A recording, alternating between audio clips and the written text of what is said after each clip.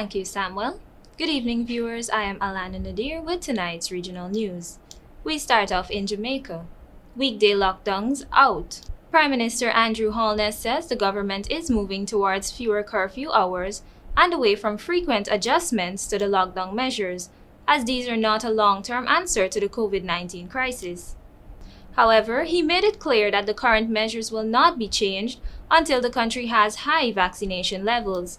From September 18th to October 28th, the nightly curfews will begin at 6 p.m. on Saturdays and continue through Sundays and end on Mondays at 5 a.m. From Mondays to Fridays, the curfew will start at 8 p.m. and end at 5 a.m. the following day. National Heroes Day October 18 has been designated a non-movement day. Holness pointed out that the change in the curfew hour from 7 p.m. to 8 p.m. is not as a loosening up of measures, but is intended to give people more time to get home. The gathering limit remains at 10 people, 20 for religious gatherings, weddings, and extraordinary general meetings. Burials are allowed, except for holidays and no movement days, with a maximum of 15 people. As of September 18, funeral services are allowed with a maximum of 20 attendees, and the work-from-home policy for the public sector remains in place.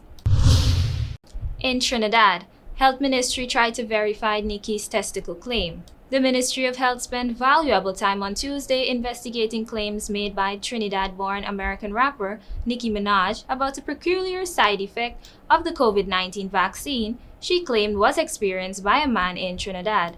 Speaking during the virtual news conference, Health Minister Terence Dale Singh described the ministry's effort to track down the man as a waste of time.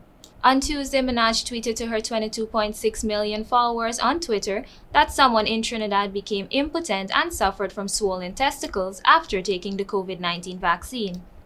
She said the man's conditions resulted in his fiancée calling off their wedding. To date, just about 32.1% of people in Trinidad and Tobago have been fully vaccinated. Around 39.2% have received at least a first dose, while 60.8% of the population are completely unvaccinated. The ministry has been campaigning and pleading with the eligible persons to accept the vaccine. In Barbados, more testing labs coming on stream to eliminate backlog. Minister of Tourism and International Transport Senator Lisa Cummins is rubbishing claims that some visitors to Barbados are not being tested on arrival.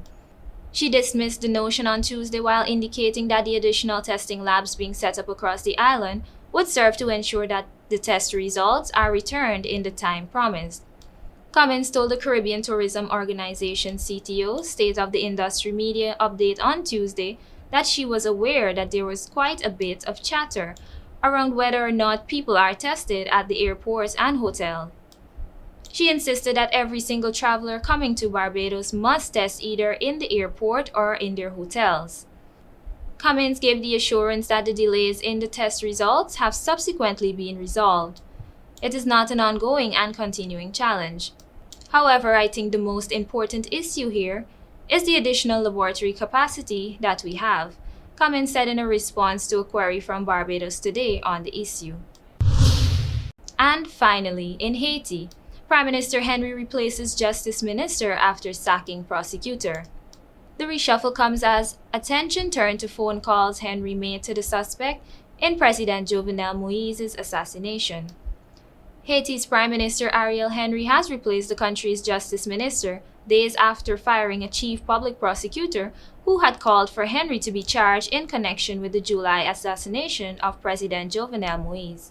The latest fractures in a deepening political crisis in the Caribbean nation also included the resignation of the Secretary General of Haiti's Council of Ministers, who said in a letter on Wednesday he could not remain under the direction of a prime minister who does not intend to cooperate with the justice seeking. On the contrary, by all means to obstruct it. Henry has denied any involvement in the murder but has not directly addressed the phone call.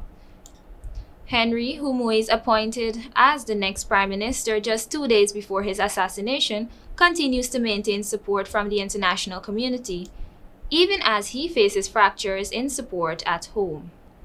And that concludes tonight's regional news. Thank you for watching.